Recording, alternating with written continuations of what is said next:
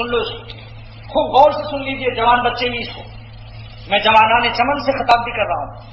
کیا بات، سبحان اللہ. دیکھو یہ کیا ہے، ایک دن اچھا آنے والا. لہذا جب اس نے کہا کہ کیا بتائیں، کیسے دیکھوں آپ کو، اس کا جملہ میں وہ نقل کر رہا ہوں جو مولانا رومی نے مثنوی میں بیان کیا. جب اس عاشق نے دیکھا کہ جغرافیہ بدلا ہوا ہے اور حسن کا قبرستان بن چکا، نہ آنکھوں میں وہ کشش نہ گالوں میں وہ بات، لہذا اس نے کہا کہ بھائی بات یہ ہے کہ تم تو وہی ہو اور چہرہ بھی وہی ہے، تالاب وہی ہے، پانی وہ نہیں ہے اس میں. یہ اس مولانا رومی کا جملہ ہے کہ تالاب تو وہی ہے جو 5 سال پہلے تھا مگر اس کا پانی بدلا ہوا ہے. لہذا یہ چہرے وہ تالاب ہیں جن کے پانی بدلتے رہتے ہیں، ہر 10 سال کے بعد جغرافیہ بدلتے رہتے ہیں. اپنی زندگی کو ضائع مت کرو.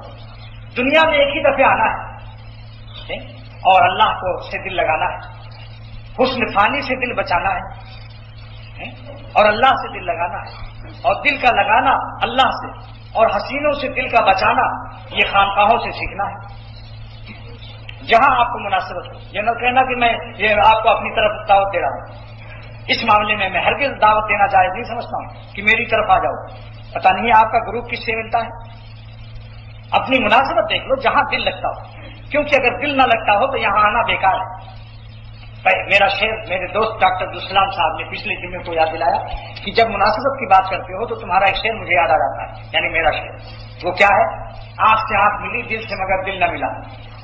آنکھ سے آنکھ ملی دل سے مگر دل نہ ملا، عمر بھر ناؤ پر بیٹھے مگر ساحل نہ ملا. عمر بھر ناؤ پر بیٹھے مگر ساحل نہ ملا.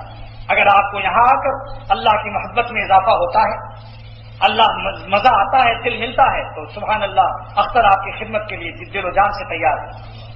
اور اگر دل یہاں نہیں لگتا تو کسی محلے والوں کے کہنے سننے سے ورغلانے سے دیکھا دیکھی سے مت آؤ. نمونہ ایک دفعہ چکھا جاتا ہے، بار بار اس کی خاطر مت کرو. مفتی رشید احمد صاحب دعوت بکاتا ہوں، ناظم آباد دارالفتاء والارشاد 4 نمبر. مولانا تقی عثمانی بیت المکرم میں عصر کے بعد جمعے کے دن، مولانا رفیع عثمانی، مفتی ولی اسد صاحب سکھر میں بھی بزرگ ہے، لاہور میں، جہاں دل چاہے وہاں لگا لو. مجمع جمع کرنا مقصود نہیں ہوتا. مولانا رومی کو ایک ہی شخص، شمس الدین تبریزی کو ایک مرید ملا تھا، جلال الدین رومی لاکھوں مریدوں سے افضل تھا.